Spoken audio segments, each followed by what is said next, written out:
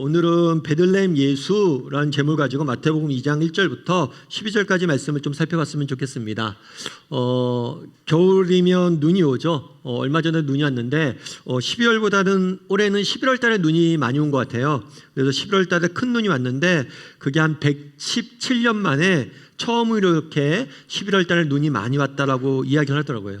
그래서 눈이 많이 왔던 기억이 있는데 저희가 눈 온 다음 날인가 저희 동네에 이제 걸어가고 있는데 어떤 할머니랑 손자랑 실갱이를 하고 있는 거예요.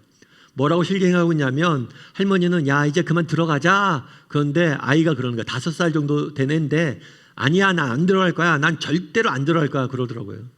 절대로라는 말을 어디서 배웠는지 모르겠는데 자기는 안 들어가서 놀겠다는 거죠. 할머니는 계속 가자 그러고 놀겠다 그러고. 사실 그렇죠. 눈이 오면 어때요? 어린아이들은 설레죠. 빨리 나가서 놀고 싶고 빨리 눈이 많이 왔으면 좋겠다 이런 생각을 하죠. 그런데 직장인들은 어떻습니까? 눈이 오면 내일 어떻게 출근하지? 염려하고 걱정하죠. 또 경찰이나 공무원들은 제설 작업하느라고 분주하게 움직이는 모습을 보게 됩니다. 우리가 인생을 살다 보면 똑같은 공간에서 똑같은 시간에 똑같은 사건을 경험을 해요. 그런데 어떤 사람은 그걸로 인해서 설레기도 하고 어떤 사람은 염려가 되기도 하고 어떤 사람은 너무나 분주하게 움직입니다. 같은 시간 같은 공간에서 같은 사건을 경험함에도 불구하고 각자가 다르게 반응하는 게 인생이에요. 예수님의 탄생 때도 마찬가지였습니다. 예수님이 베들레헴에 탄생했어요. 그런데 이 예수님이 탄생했을 때 사람들은 전혀 다른 반응들을 보입니다. 그래서 오늘은 이 부분에 대해서 좀 살펴보길 원해요. 예수님이 탄생했을 때 사람들이 어떤 반응을 보였는지, 그리고 여기서 우리가 알 수 있는 것은 무엇인지, 또 우리는 예수님이 이 땅에 오셨는데 이 예수님에 대해서 어떤 반응을 보여야 될지에 대해서 함께 여러분과 함께 이야기를 좀 나눠봤으면 좋겠습니다. 첫 번째로 살펴볼 건 뭐냐면 헤롯이에요.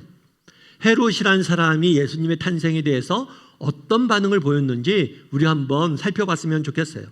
먼저 1절과 2절 말씀을 같이 한번 읽어볼까요? 같이 읽도록 하겠습니다. 헤롯 왕 때에 예수께서 유대 베들레헴에서 나심에 동방으로부터 박사들이 예루살렘에 이르러 말하되 유대인의 왕으로 나신 이가 어디 계시냐? 우리가 동방에 그의 별 보고 그에게 경배하러 왔노라 하니. 헤롯 왕 때라고 되어 있습니다. 헤롯은 실제로 실존했던 인물이죠. 사실 성경을 읽다 보면 사람들의 이름이 등장을 해요. 그런데 이 사람들의 이름은 지어내거나 이렇게 만들어낸 사람들이 아니에요. 실제로 역사 속에 존재했던 사람들의 이름을 성경 기록해 놓고 있습니다. 왜 그러냐면 성경은 실제로 역사 속에서 이러한 일을 기록해 놓은 책이기 때문이에요. 헤롯 왕 때 있었던 일이에요. 특별히 보다 정확히 말하면 헤롯 왕의 말년에 있었던 일이에요. 예수님이 탄생한 다음에 몇 년 지나지 않아서 헤롯은 죽음을 맞이하게 됩니다. 그러니까 헤롯 인생의 말년 때에 예수님이 탄생한 거예요. 그런데 어떤 일이 있었냐? 헤롯 왕 때 동방에서부터 박사들이 찾아왔어요. 이 동방에서부터 박사들이 찾아왔는데 이 사람들이 정확히 누구인지 이름이 성경에 기록되어 있지 않아요. 이렇게 기록되지 않은 이유가 나중에 밝혀집니다. 이 박사들의 이름이 기록되어 있지 않아요. 않는데 다만 한 가지 기록되어 있는 게 있어요. 그건 뭐냐면 동방에서 왔다는 거예요. 물론 이 동방이란 곳이 어딘지는 정확히는 알 수 없습니다. 그런데 성경학자들은 어디냐고 동방을 어디라고 생각하냐면 바벨론 지역이라고 생각을 해요. 아마 지도에 여러분들이 보일 거예요. 그런데 이 바벨론 지역은 예루살렘에서 약 900마일 정도 떨어져 있어요. 900마일 정도면 한 1,400-500km 정도죠. 우리나라로 하면 부산을 왕복해서 2번 왔다 갔다 할 정도의 거리에 떨어져 있는 거예요. 사실 오늘날에는 교통수단과 통신수단이 발달되어 있습니다. 그래서 서울에 앉아서도 부산에 어떤 일이 일어났는지 금방 알 수가 있어요. 그리고 원하기만 하면 하루 만에 부산을 왔다 갔다 할 수도 있어요. 하지만 과거엔 그렇지 않았어요. 정말 그 먼 거리에 떨어져 있는 곳에서 어떤 일이 일어났는지 알 수도 없고 또 그것을 여행한다는 것은 더 힘든 일이었어요. 정말 900마일을 찾아간다는 건 쉬운 일이 아니에요. 그럼에도 불구하고 바벨론에서부터 멀리서부터 찾아온 거예요. 그럼 왜 찾아왔느냐? 뭐라고 그래요? 오늘 본문에 보면 유대인의 왕으로 나신 이가 어디 있느냐라고 물어요. 유대인의 왕을 찾아왔다는 거예요. 그런데 여러분들이 그냥 유대인의 왕을 찾아왔나 보다 이렇게 생각하기 쉬운데 이게 좀 이상해요. 왜냐하면 동방 박사들은 유대인이 아니에요. 이스라엘에 살지 않아요. 그리고 수백 킬로 떨어져 있던 사람들이에요. 그런데 왜 그 당시에는 나라마다 왕이 있었잖아요. 나라마다 왕이 있었는데 왜 바벨론에 있는 사람이 유대인의 왕이 태어난 것을 맞이하러 왔냐는 거예요. 이 사람들은 외교 사절단도 아니에요. 그런데 온 거예요. 왜 왔냐는 거예요. 그 온 이유가 있어요. 유대인들은 나라가 망한 다음에 어디에 포로로 잡혀갔냐면 바벨론의 포로로 잡혀갔어요. 그리고 바벨론의 포로로 잡혀가서 70년, 100년 이렇게 그곳에서 지냈습니다. 그 중에 바벨론의 포로로 잡혀갔다가 고국으로 돌아온 사람이 있어요. 그런데 고국으로 돌아오지 못한 사람들도 있었어요. 그래서 이 사람들은 그곳에 남아 있었습니다. 단순히 남아 있었던 것이 아니라 유대인들은 그곳에 살면서 자신이 갖고 있는 믿음과 신앙에 대해서 주변 사람들에게 전파하기 시작했어요. 유대인들은 믿음이 하나 있었어요. 어떤 믿음이 있었냐면 하나님께서 언젠가 우리에게 메시아를 보내줄 것이다. 그리고 그 메시아가 오시면 이 땅에 영원한 하나님 나라를 건설할 것이다. 이런 믿음이 있었어요. 그리고 그 믿음들을 사람들에게 이야기했던 거죠. 이 동방박사는 바로 이런 유대인들의 이야기를 듣고 유대인의 왕을 기다리고 있었던 것 같아요. 그래서 역사학자인 수토니우스는 이렇게 이야기합니다. 동방의 전역에 오래된 일관적인 믿음이 퍼져 있었다. 그것은 당시 유대 출신의 사람들이 세상을 통치하게 될 것이라는 하늘의 선포였다. 구약 성경의 예언을 유대인들이 믿고 전파되자 이것들을 사람들이 듣고 알았어요. 동방박사도 마찬가지예요. 유대인의 왕이 언젠가 날 것이라 생각하고 있었는데 어느 날 별이 나타납니다. 이 별은 우리가 평소에 보던 별이 아니에요. 초자연적인 별이에요. 그래서 이 별이 동방박사를 인도합니다. 그래서 이 별의 인도를 따라서 900마일을 따라서 예루살렘에 도착한 거예요. 그러면 이렇게 예루살렘에 도착했을 때 어떤 헤롯은 반응을 보였을까요? 우리 그 다음에 7절하고 8절 말씀을 같이 한번 읽어볼까요? 같이 읽도록 하겠습니다. 이래 헤롯이 가만히 박사들을 불러 별이 나타난 때를 자세히 묻고 베들레헴으로 보내며 이르되 가서 아기에 대해서 자세히 알아보고 찾거든 내게 구하여 나도 가서 그에게 경배하게 하라 라고 이야기를 해요. 그래? 너희도 유대인의 왕을 찾아왔어? 그럼 베들레헴에 내려가 봐. 거기에서 아마 유대인의 왕이 태어난대. 거기서 한번 찾아봐. 그리고 혹시라도 찾잖아? 그럼 나한테 알려줘. 왜냐하면 나도 가서 예배하게 라고 이야기를 합니다. 그런데 사실은 이거 거짓말이에요. 예수님을 경배하기 위해서 예수님을 찾은 게 아니에요.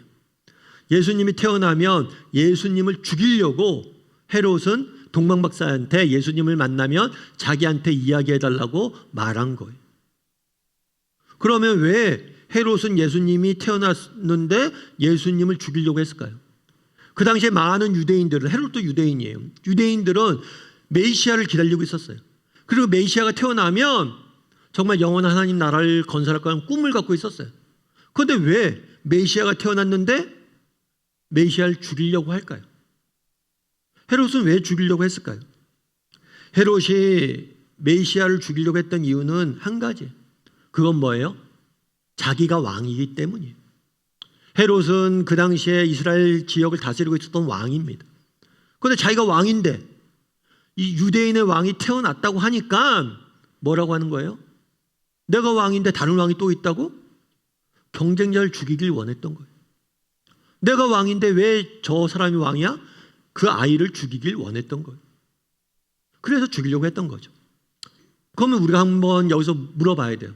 우리에게는 헤롯의 모습이 없는지, 우리에게도 헤롯과 같은 모습이 없는지 돌아봐야 돼요. 목사님, 전 누구를 죽이려고 한 적이 없는데요? 아니요. 우리에게도 헤롯과 같은 모습이 있을 수 있어요. 어떤 점에서 그래요? 여러분, 우리 인생의 주인이 누구입니까?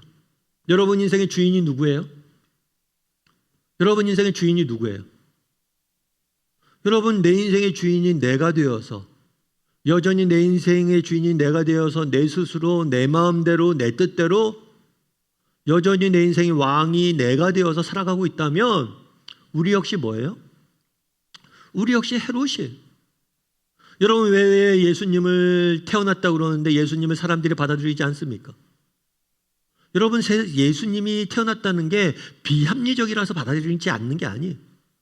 예수님이 태어났다는 게 거짓말이라서 받아들이지 않는 게 아니에요. 이건 사실이에요. 그런데도 세상 사람들이 예수님을 믿지 않는 이유는 뭐냐? 내 마음대로 내 뜻대로 내 인생 살고 싶으니까.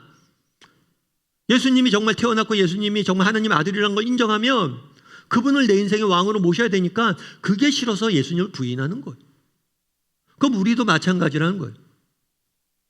정말 혹시 나는 내 뜻대로 내 마음대로 정말 내 인생을 살고자 해서 정말 하나님을 부인하고 외면하고 살아가고 있지는 않냐는 거예요. 하나님, 제가요 하나님 존재하는 건 알겠어요. 근데 제가 조금 세상에 할 게 있어요. 내가 세상에서 즐길 것도 있고 내가 이곳에서 하고 싶은 게 너무 많아요. 제가 이거 다 하고 그 다음에 예수 제대로 믿을게요. 이러고 살아가고 있지는 않냐는 거예요. 다르게 말하면 우리가 믿음이 있습니다. 정말 예수님이 여러분 인생의 왕입니까? 그럼 지난 한 주간 예수님, 여러분이 혹시라도 살면서 정말 예수님, 하나님, 당신의 뜻이 뭡니까? 오늘 제가 무엇을 하길 원하세요? 오늘 제가 무엇을 하길 원하시고 그것에 제가 순종하길 원합니다. 이런 경험이 있으세요? 지난 한 주간 정말 내 인생을 향하신 하나님의 뜻이 뭘까? 그리고 내가 순종해야 될 건 뭘까? 생각해보고 순종해 본 경험이 있으세요? 만약에 이런 경험이 없다면 여러분들은 여전히 헤롯이에요. 입으로만 찬양으로만 예수님을 왕이라고 고백하면 무엇합니까? 내 마음의 진정한 보좌에는 내가 앉아있는데 내 뜻대로 내 마음대로 내 인생을 즐기고 살고 그런 다음에서야 나중에 예수님을 찾겠다 이러고 있지는 않냐는 거예요. 여러분, 그날 헤롯은 예수님을 죽이려고 그랬습니다. 왜요? 내가 왕인데. 그럼 헤롯의 모습이 우리에게는 없습니까? 여전히 내 인생의 주인이 내가 되어서 내 인생을 내 뜻대로 내 마음대로 살고자 노력하는 사람은 아닌지 우리가 한번 점검해 봐야 돼요. 오해령 씨라는 분이 계세요. 이분은 수필가이자 배우로서 또 방송인으로서 활동했던 인물이에요. 이분은 어려서부터 미션 스쿨을 다녔어요. 그래서 기독교에 대해서 잘 알아요. 그런데 지성인들이 빠지는 함정에 빠졌어요. 결국에 종교라는 것이 능력 없고 힘 없고 무력하고 인생의 실패자들이나 빠지는 것이라고 생각했어요. 나는 그러기 싫다고 생각했어요. 그래서 누구도 의지하지 않고 하나님도 의지하지 않고 내 뜻대로 스스로 내 힘으로 내 인생을 살아가겠다 결심을 했어요. 그래서 하나님을 떠났죠. 기독교를 떠났어요. 그렇게 열심히 살다가 이룬 것도 있었죠. 작가로서 방송인으로 성공했으니까. 그런데 어느 날 갑자기 젊은 나이에 임파선 암에 걸립니다. 어느 날 갑자기 죽음이 눈앞에 다가온 거예요. 그래도 그나마 감사한 것은 정말 날마다 죽을 날만 기다리고 있었는데 누군가가 매일 꽃을 보내줬대요. 꽃다발과 함께 희망을 버리지 말라는 메시지를 보내줬대요. 아마 팬이었던 것 같아요. 그래서 그 꽃을 의지하고 그 메시지를 의지하고 살아가고 있는데 계속해서 죽음에 대한 두려움이 찾아오더래요. 결국에 이 죽음에 대한 두려움 가운데 누구를 다시 만났냐면 예수님을 다시 만나게 된 거예요. 그러면서 그가 이렇게 썼어요. 뭐라고 썼냐면 당신 없는 생의 호수에, 당신은 하나님이겠죠. 하나님 없는 생의 호수에 그물을 던지고 물고기가 잡히기를 바라던 지난 나날들은 죽은 시간이었습니다. 오 주님, 이제 당신께서 그물을 채워주소서. 그러면 저는 비로소 살 것입니다.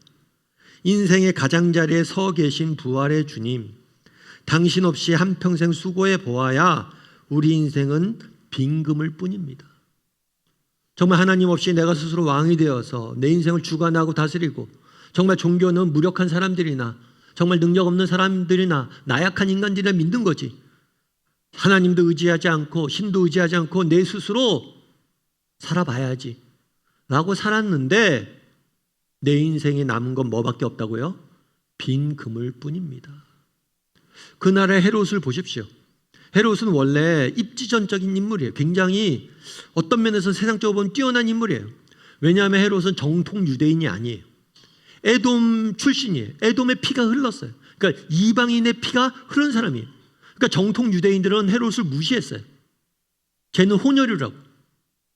뿐만 아니라 그 당시에 헤롯이 어떻게 왕이 됐냐면 그 당시에 로마가 유대 지방을 지배하고 있었어요. 그런데 유대 사람들이 반란을 일으켰어요.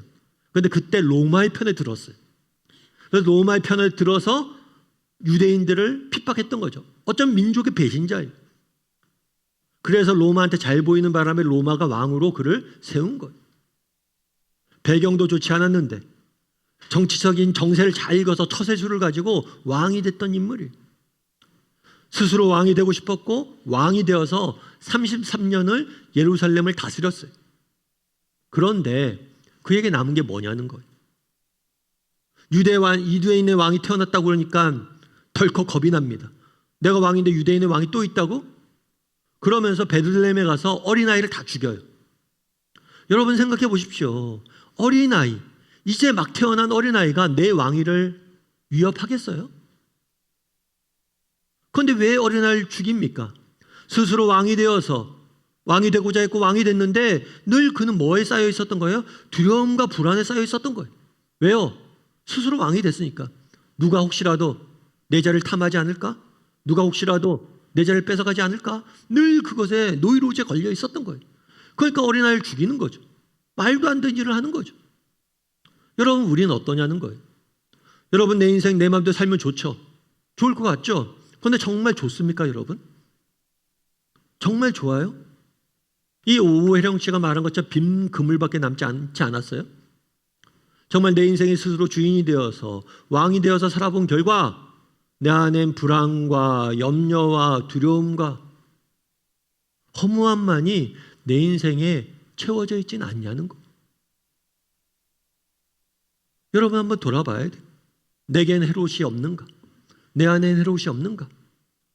만약 내 안에 헤롯이 있다면 그 헤롯의 몸을 버리고 예수님을 진정한 내 인생의 주인으로 왕으로 모셔야 됩니다.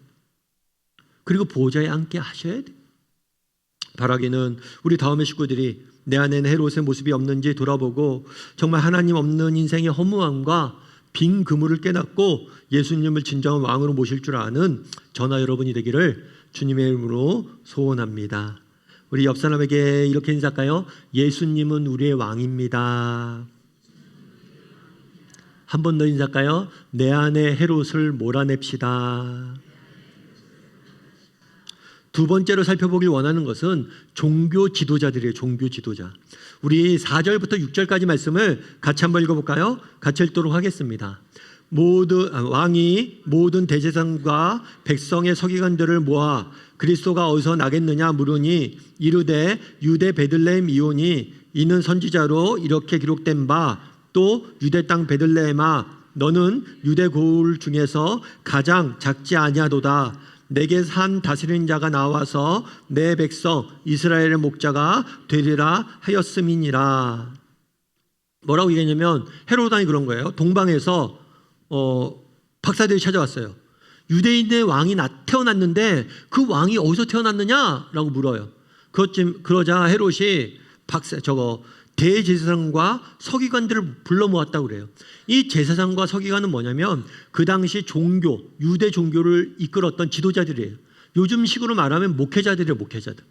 그러니까 종교에 빠삭한 사람들, 구약 성경에 빠삭한 사람들, 너무 잘하는 사람들 다 모았어요. 모은 다음에 메시아가 구약에 보면 메시아가 탄생한다고 돼 있는데 메시아가 도대체 어디서 태어나는 거야? 라고 물은 거예요. 그러자 서기관들과 대제사장들이 뭐라고 대답했을까요? 뭐라고 얘기했냐면 이렇게 얘기해요. 선지자로 이렇게 기록된 바, 이 선지자는 미가 선지자예요. 미가 선지자인데 미가 선지자는 예수님이 태어나기 전에 600년 전에 활동했던 인물이에요. 그런데 600년 전에 미가 선지자를 통해서 하나님께서는 예언을 해놨어요. 뭐라고 예언을 했어요? 베들레헴에서 메시아가 태어날 것이다. 예언을 해놨고 600년 후에 정확히 그곳에서 예수님이 태어난 거예요. 그래서 이야기한 거죠. 베들레헴에서 태어날 것이다. 이것은 성경의 굉장히 중요한 특징이에요. 성경은 예수님이 태어나기 수백 년 전부터 다양한 예언들을 해놓고 그것들을 실제로 예수님을 통해서 성취하셨어요. 그런데 그 다음이 이상해요. 뭐가 이상하냐면 자 보세요. 베들레헴에서 태어난다고 이야기를 해요. 그런데 나중에 성경을 읽으면 어떻게 되냐면 동방 박사는 베들레헴으로 내려가요. 그런데 종교 지도자들은 베들레헴으로 내려가지 않습니다. 어디에 남아 있어요? 예루살렘에 남아 있어요. 여러분 생각해 보세요. 동방박사들은 900마일을 찾아갔습니다. 여러분 동방박사들은 유대인들도 아니에요. 이방인이에요. 그런데 유대인의 왕이 어디서 났느냐? 그 사람을 우리가 예배해야겠다라고 찾아갑니다. 그런데 베들레헴 그 사람들은 동방박사들은 어디서 태어난지도 몰라요. 그런데 종교 지도자들은 예수님이 베들레헴에 태어날 걸 알아요. 그 거리도 6마일밖에 안 돼요. 그러면 여러분 내려가야 돼요? 말아야 돼요? 내려가야죠. 동방박사는 900마일을 수천 킬로를 내려왔는데 10킬로도 내려가지 않는 거예요. 그냥 가만히 있는 거예요. 그럼 왜 동방박사는 900마일을 찾아왔는데 유대인들은 내려가지 않았냐는 거예요. 이방인인 동방박사는 유대인의 왕을 찾아서 와서 경배하는데 정작 유대인 중에 유대인이라고 자부했던 성경을 너무나 잘 알았던 종교지도자들은 내려가서 경배하지 않는 것. 왜 그럴까요? 여러분 우리는 어때요? 우리 안에는 이런 종교지도자 같은 모습이 없는지 점검해 봐야 돼요. 어려서부터 우리는 성경에 대해서 많이 들었습니다. 예수님이 어떤 분인지 잘 압니다. 해마다 성탄절을 찾아옵니다. 그래서 성탄절이 찾아와도 별다른 감흥이 없어요. 예수님이 태어났다고 해도 별다른 감흥이 없어요. 더 이상 찾아가지 않아요. 우리도 혹시라도 예루살렘에 머물러 있지 않냐는 거예요. 이번 주엔 성탄절이 있습니다. 그래 성탄절 있나 보다. 12월 달 내내 여러분과 함께 성탄의 의미에 다루었습니다. 그래 예수님이 태어났나 보다. 이렇게 넘어가고 있지 않냐는 거예요. 정말 예수님이 이 땅에 오셨다는 사실이 정말 내 가슴 깊숙한 곳에 감동을 주고 은혜를 주고 정말 예수님을 예배해야지 이런 생각이 드냐는 거. 25일은 성탄절입니다. 정말 성탄절 때 여러분 정말 해야 될 많은 일이 있지만 우리가 하나님 앞에서 예배해야 되잖아요. 그런데 혹시라도 성탄절 때 약속을 잡고 혹시라도 성탄절 때 다른 모임들 준비하고 계획하고 있지는 않냐는 거예요. 여러분 정말 우리에게는 종교 지도자와 같은 모습이 없냐는 거예요. 여러분 우리는 지금 어디에 있습니까? 혹시 예루살렘에 머물러 있지 않습니까? 그럼 베들레헴은 내려가야 돼요. 그럼 여러분 베들레헴으로 내려가지 못하게 막는 방해물은 무엇입니까? 여러분들이 베들레헴을 못 내려가는 예배하지 못하는 이유는 무엇입니까? 아직 믿음이 없습니까? 정말 믿음을 달라고 기도해야 됩니다. 아직 예수님이 당신의 인생에 필요 없다고 생각하십니까? 예수님 없는 삶의 허무함을 깨닫고 깨닫게 해달라고 기도해야 돼요. 너무 예수님을 잘 알고 있어서 정말 아무런 감흥이 없습니까? 그럼 첫사랑의 은혜를 회복하게 해달라고 기도해야 돼요. 여러분 삶이 너무 분주합니까? 정말 예수님이 탄생했다는 것보다 더 중요한 사실은 없어요. 여러분 인생에 문제가 있습니까? 삶에 고민이 있습니까? 그것으로 인해서 분한하고 염려합니까? 그 문제 해결책은 예수님밖에 없어요. 그래서 우리는 예수님을 예배해야 돼요. 베들레헴은 내려가야 돼요. 그런데 혹시라도 우리가 예루살렘에 머물러 있지 않습니까? 그날의 종교 지도자들도 그랬을지 몰라요. 우리는 할 일이 너무 많습니다. 성전에서 일도 해야 되고 성경도 읽어야 되고 사람들도 가르쳐야 되고 너무 할 일이 많습니다. 아니 우리는 정말 나라도 뺏겼고 로마의 지배를 받고 있고 우리 유대 종교가 흔들리고 있고 정말 나라 걱정하느라고 베들레헴에 내려갈 시간이 없습니다. 그랬을지 몰라요. 동방박사들은 예수님을 찾아가겠다는데 메시아를 찾아 떠나겠다는데 그들은 삶의 문제들과 그들 앞에 있는 삶의 분주함들과 염려와 걱정거리들 처리해야 될 일들 그리고 그들이 누려야 될 것들을 누리고 처리하고 분주하게 지내느라고 정작 예수님을 찾아 베들레헴에 못 내려간 거예요. 그럼 우리에게는 이런 모습들이 없냐는 거죠. 윌리엄 템플이라는 분이 계세요. 이분 같은 경우에는 2차 세계대전 당시에 활동했던 영국 목사님이십니다. 특별히 2차 세계대전 당시에 영국의 국민들에게 굉장히 많은 영향력을 미쳤어요. 그래서 윈스턴 철칠에 버금가는 영향력을 미쳤다라고 이야기를 합니다. 독일이 전쟁을 시작하자마자 이 목사님 같은 경우에는 나치주의는 우상숭배다. 그래서 우리가 유럽을 도와야 된다. 지금 당장은 우리가 전쟁에 참전하고 있지 않지만 유럽을 도와야 된다. 이 전쟁에 빨리 참전해야 된다라고 주장했던 분이, 뿐만 아니라 전쟁이 끝난 다음에 연합군이 승리한 다음에는 독일인들에게 보복해서는 안 된다. 이거는 사적인 보복의 영역이 아니다. 그래서 용서와 화해의 메시지를, 포탄 속에서도 용서와 화해의 메시지를 전했던 인물이. 그래서 굉장히 많은 영국인들의 영향력을 미쳤던 사람이. 그런데 전쟁이 이제 유럽이 먼저 터졌잖아요. 그런 다음에 영국이 처음에 참전을 안 했어요. 그러나 나중에 참전을 합니다. 참전한 다음에 처칠이 부탁을 해요. 뭐라고 부탁했냐면 대국민 방송을 좀 해달라고, 전국 라디오 방송을 좀 해달라고. 그래서 이제 전쟁에 참전해야 되는데 우리 국민들에게 용기를 주는 하나님의 말씀을 전해달라고 이렇게 했어요. 그래서 이 사람이 고민을 하다가 이 방송을 수락을 했습니다. 그리고 이 목사님이 제일 처음 전한 말씀이 있어요. 그건 뭐냐면 지금은 예배할 때입니다.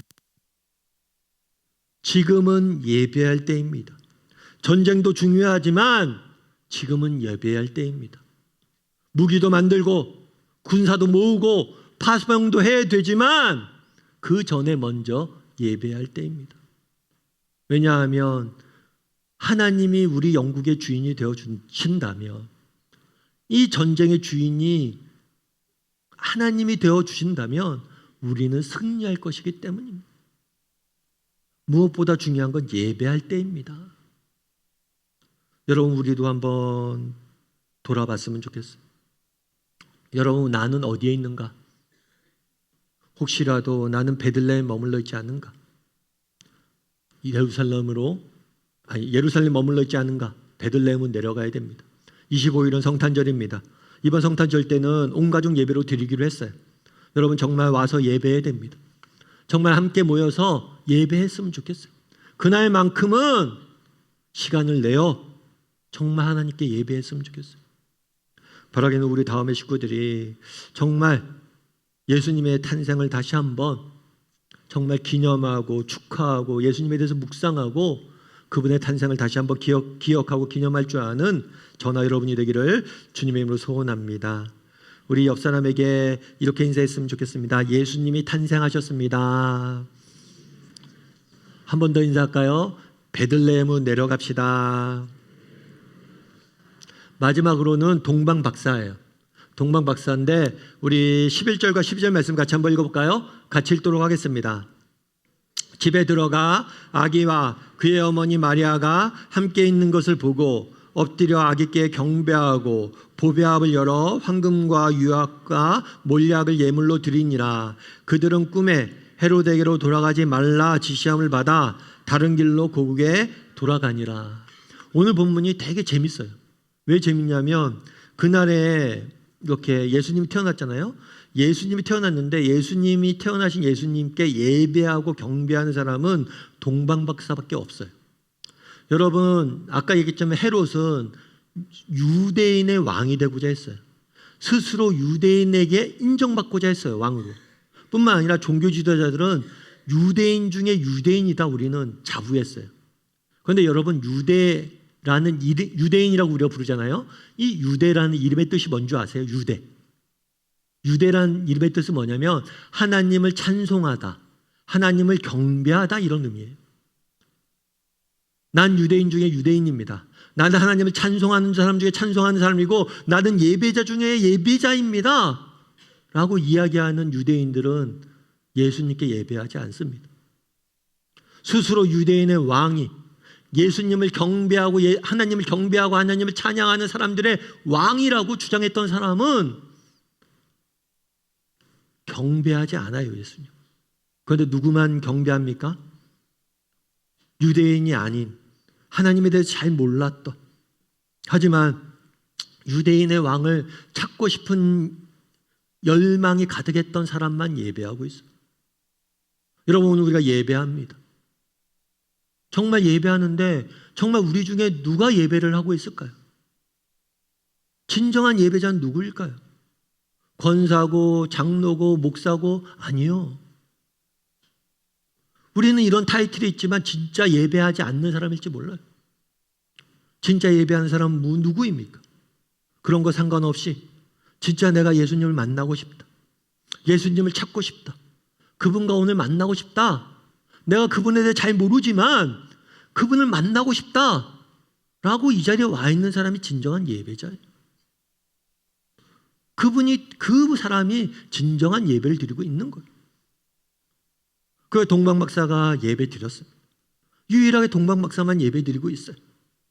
그런 자, 동방박사 예배하자 어떤 일이 있었을까요? 그 다음에 하나님이 꿈에 나타났어요.